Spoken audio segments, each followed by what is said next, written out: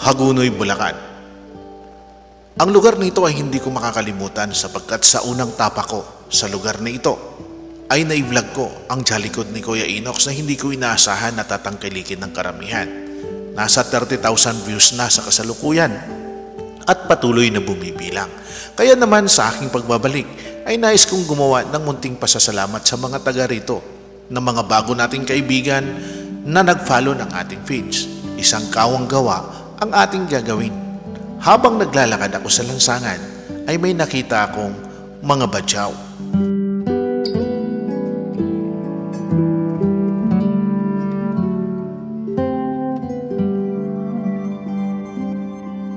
Mula sa Maynila ay bumalik ako sa Hagunoy, Bulacan upang bumalik sa lugar nila Kuya Inox.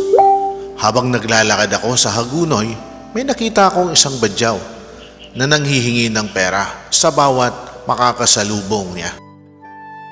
Naisip kong gumawa ng isang kawang gawa sa oras na yan nang makita ko ang badyaw. Naisipan kong yayain siyang kumain doon sa lugar nila Kuya Inox.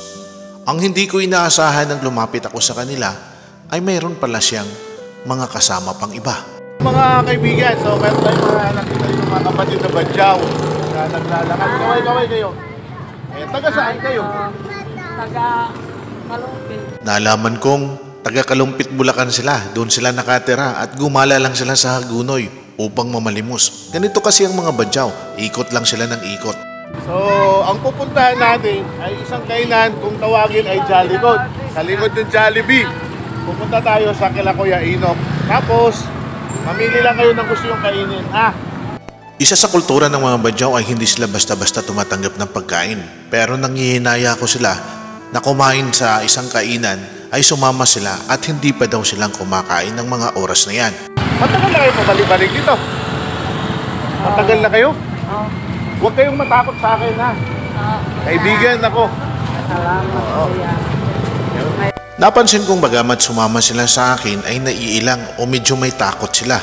Marahil dahil sa kanilang mga karanasan, ilang beses na daw silang nahuli at dinala sa DSWD. Nauunawaan ko ang kalagayan nila at sa pagkakataong ito sapat na sa akin na kahit man lang sa isang pagkakataon ay mapagbigyan kong mapasaya sila at masumpungan ang kanilang kumakalam na sikmura.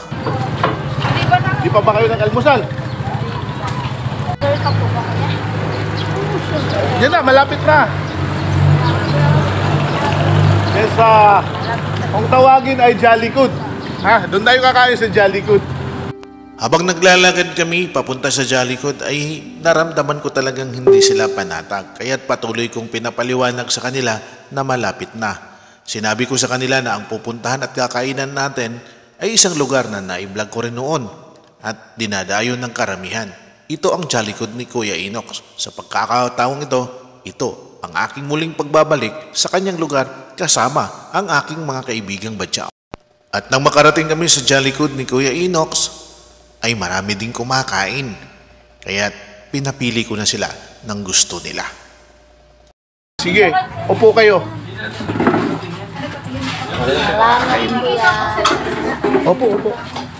So, ayan mga kaibigan, nagbalik tayo dito sa Jollycod. Ang pagbabalik natin dito sa pwesto ni Kuya Inox. Isda at gulay ang pinili nilang pagkain. Ito kasi ang makadalasang gusto nilang pagkain. At mababanag mo sa kanilang mga mukha. Ang simpleng ngiti. Tanda na kahit papano sa ganitong klaseng pagkakataon ay napasaya ko sila. Ilang rice? Tatlo na lang. Okay na to, Kuya. Hindi, dagdagan nyo ha, pag kulang pa ha. Huwag kayong matakot. Hindi lang. Ako magbayad yan ha. Salamat. Pinipilit kong umorder pa sila ng gusto nila. Pero nakakataba ng puso. Ang ganitong klaseng mga tao, mabilis silang makontento. Sabi pa nga, kapag sa tingin nila ay mabubusog na sila, sapat na yan sa kanila. So ayan po mga kaibigan, nagbalik po tayo rito. At syempre sa pagbabalik natin, ay nakita natin ang ating mga kapatid ng mga badyaw. At dinala na natin dito sa kainan. Dito sa Jollycod ni Kuya Inox. Ayan. Habang kumakain sila, ay may pumasok na isa ding matanda. Badyaw din ito, kaya't pinaupo ko na rin pinakain. Sa pagkagulat ko, ito pala ang kanilang tatay. Mga anak nyo sila, tay? Ilang taon ka na? Hindi ko alam.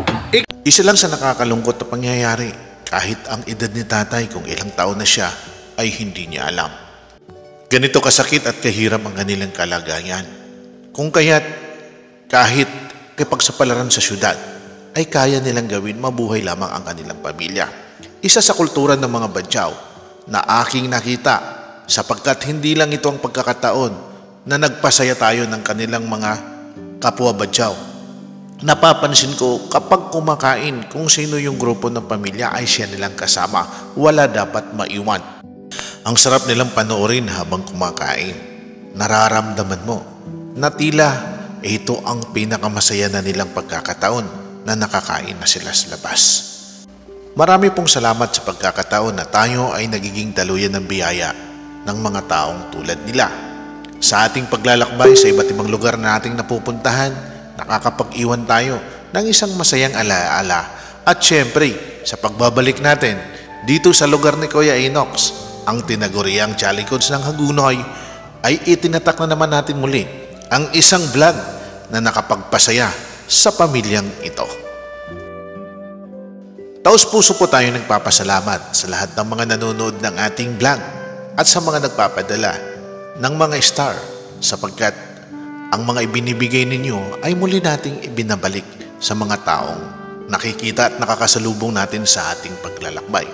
Hindi man ito kalakihan, pero sapat na sa munting pagkakataon na mapasaya natin sila ay isang masarap ng kaginhawaan para sa akin sa paglilingkod sa mga taong nasa laylayan ng lipunan. Maraming salamat sa mga taong nagtitiwala sa atin. Maraming salamat sa mga taong patuloy na nagsusubaybay at nanonood ng ating mga video. Ako po si Taong Gala at ito ang isang kawang gawa dito lang sa Hagonoy, Bulacan sa pagbabalik natin sa Jolly Good ni Kuya